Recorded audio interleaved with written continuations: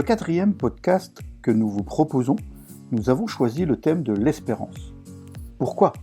Nous traversons une période unique où nous avons vu l'économie mondiale freiner brusquement, les échanges se réduire, les relations humaines se transformer.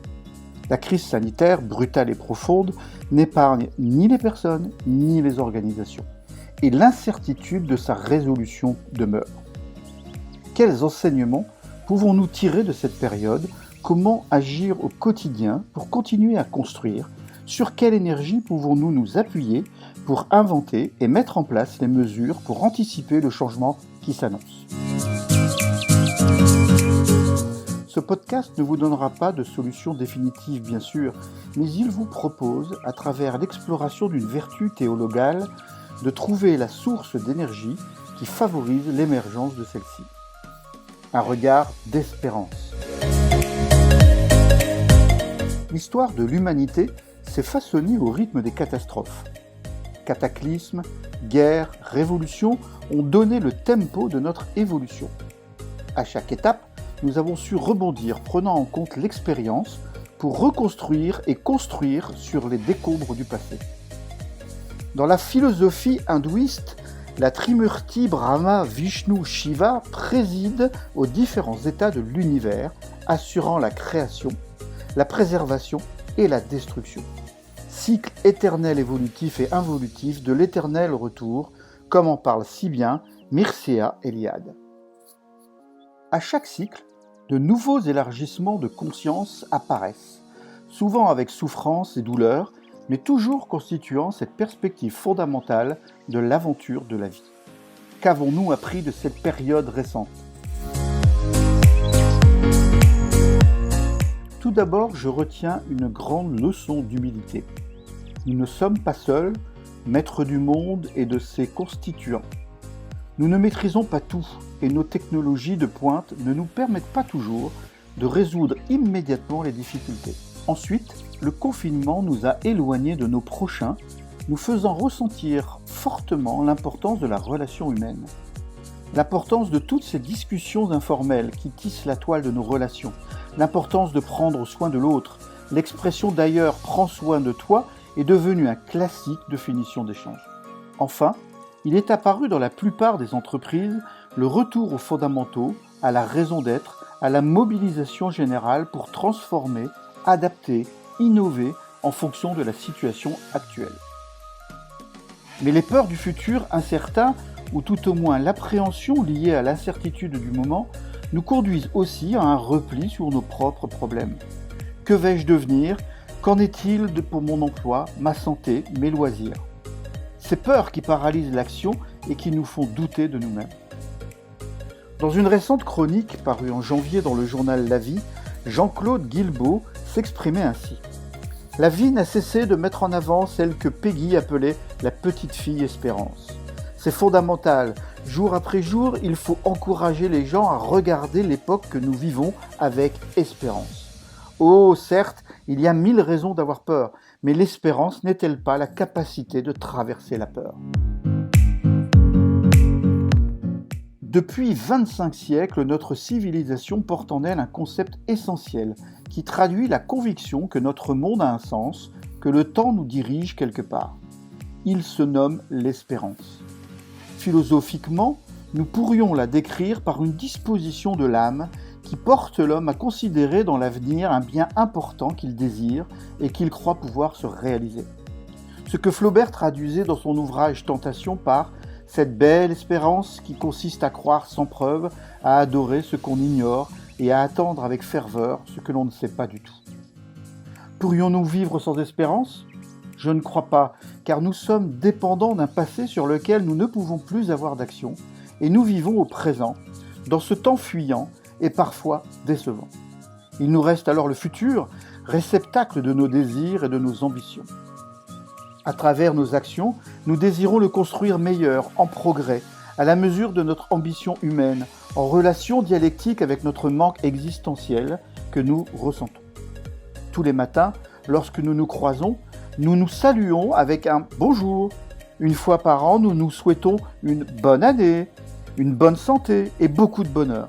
De même, nous adressons tous nos vœux de bonheur à un jeune couple et en entreprise, nous encourageons une prise de poste avec une pleine réussite et de belles perspectives.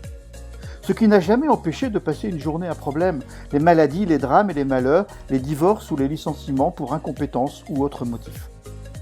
Méthode Coué, espoir de prophétie auto-réalisatrice ou simplement cette croyance cachée en nous que l'espérance des lendemains qui chantent favorise leur réalisation.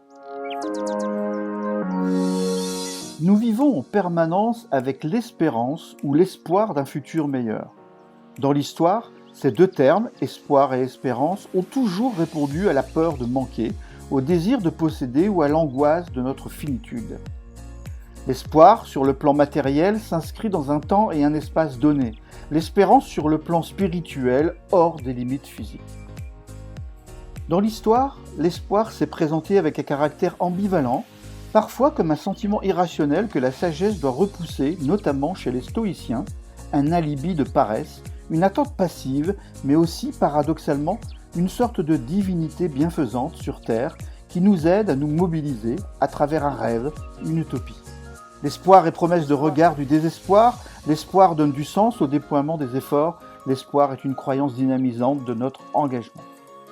Vous qui entrez ici, abandonnez toute espérance, écrivait Dante, au seuil de l'enfer. Oui, l'espérance a une portée au-delà de notre horizon temporel et spatial. Elle se rapporte à notre peur la plus profonde, celle de vivre pour rien et disparaître à la fin du voyage. L'homme est le seul animal qui enterre ses morts, appelant par le respect porté à ceux qui partent, son imaginaire pour la transcendance de notre vie, l'universel de notre parcours et l'absolu qui nous contient pour l'éternité. Avec l'espérance située entre la foi et la charité, les trois vertus théologales, nous abordons le domaine de la spiritualité. Bien sûr, une question se pose. La spiritualité a-t-elle une place dans l'organisation et notamment en entreprise ? Depuis plusieurs années, ce thème fait l'objet de nombreuses recherches en sciences sociales et plus particulièrement dans le domaine du management. En effet, les multiples théories basées sur le comportement organisationnel des salariés et le management des ressources humaines semblent avoir atteint leur optimal pour la recherche de la productivité des organisations.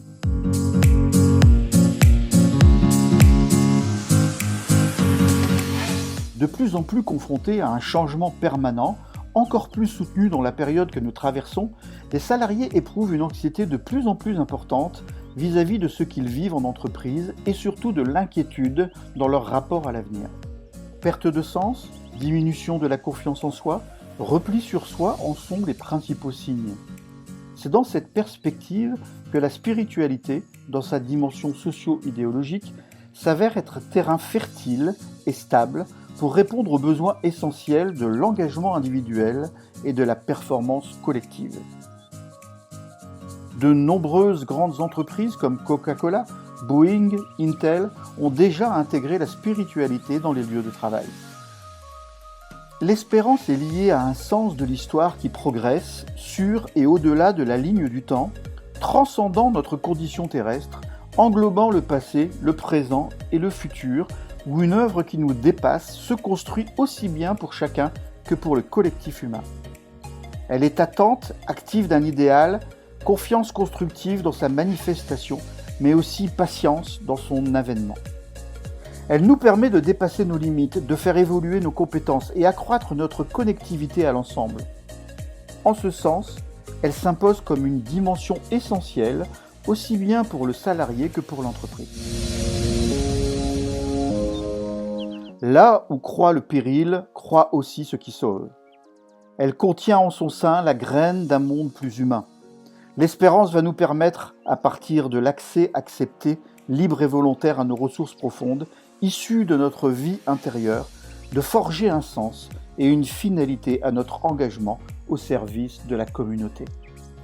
Merci, au revoir et à bientôt.